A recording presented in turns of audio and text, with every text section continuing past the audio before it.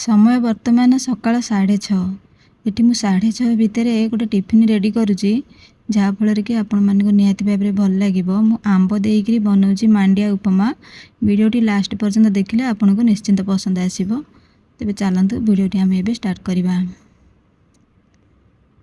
Eighty मोर पाचिला आंब अच्छी। मु आंब को प्रथमे तार रस गुड़ाक बाहर कर देकी ताको ग्राइंडिंग कर दउची। गोटे जगह को जीवार अच्छी आमको से पहुँचबार अच्छे 9टा भितर 8:30 9टा भितर से पहुँचबार अच्छी। मु सकाळ प्रथमे गाधे पाधे जलखियाटी रेडी कर दउची। बाकी समस्ते गाधे की रेडी होउछंती। बाकी रेडी प्रिपरेशन मु रातिर सब रेडी करी रखी देइथिली काहे कि ना आमे जल्दी बाहरिबार अच्छी। खाली आंबटा को आमे ग्राइंडिंग कर दबा। आंबटा सब मु बाहर कर साराणी। छुरी रे मते टाइम लागुला जेहेतु मु ताको चामच रे व्यस्त होगी बाहर कर पकेली।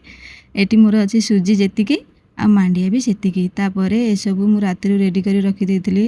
नड़िया काजू किशमिश बादाम रे चोपा छड़े की मु रखी देइची। आ भितर एते सब रेडी करबा भितर मो झियो भी गोटे गाजर को ग्रेट कर साराणी। प्रथमे सुजी आ मांडिया को आमे भाजी दबा। तेल देकरी मु भाजुनी बिना तेल रे एठी मु भाजुची। मांडिया और सुजी को मु बाहर कर दउची। जेतिकी मांडिया नेबे सेतिकी सुजी नेबे। फुटण देके मु पके दउची नड़िया। तापरे मोर जहाँ भी अलग जिनस अच्छी काजू किशमिश बादाम सब को मु पके देबी एकाथरके।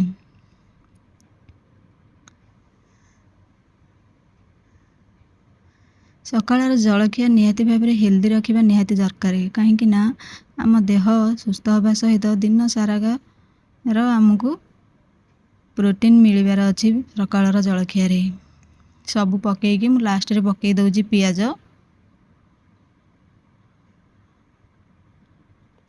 गोटे गाजर मु पकई दउची ग्रेट करी मु झियो आगु रखी देइथिला।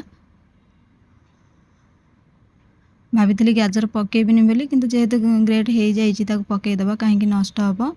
स्वाद अनुसार मुझे लुण पकई दउची।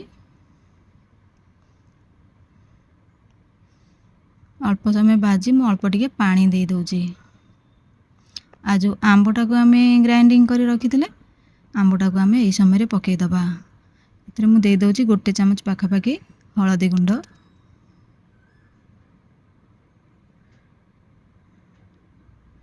आपण मैंने चाहिए यही समय मीठा पकई पारते किंतु आंबटा जेहेतु मोर मीठा अच्छी पिला माने बेसी मीठा खाइबा को पसंद करते आमको भी बेसी मीठा आम बेसी मीठा खाई पारुनु। से मुझे मीठा पकाउनी किंतु जो मैंने मीठा खाइबा को बेसी मीठा खाइबा को पसंद करुथिबे यही समय मीठा पकई पारते। मुझे मीठा दउनी आंबटा मोर मीठा अच्छी। अल्प टिके फुटी गलानी यही समय मु पकई दउची मांडिया और सुजी।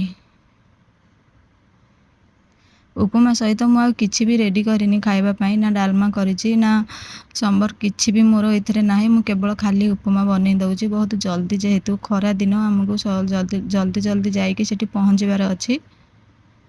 रेडी हो गला आपको मु पाखापाखि 5 ରୁ 7 मिनिट पई रखी दउछि।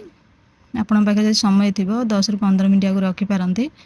मो पाखे जेहेतु समय नाही मु आको 5-7 मिनिट भी हैनी 3-4 मिनिट पर मुझे बाहर कर दउछि। देखो तथापि मांडिया जेहेतु पड़ी बेसी झुरा झुरा हेनी किंतु खाइबा को बहुत टेस्टी लगे। वीडियोटी आपण मानक किपरि लागला कमेंट सेक्शन में मते निहाती जणैबे। भल लगिले छोट लाइक टे करिवे। नुआ थिले तो निहाती भाव में सब्सक्राइब करिवे जहाँ फल कि मोर आगो को जो भी वीडियो आसीबो तार नोटिफिकेशन सर्वप्रथमे आपण पाखु जाई परिबो। रहुछि नमस्कार।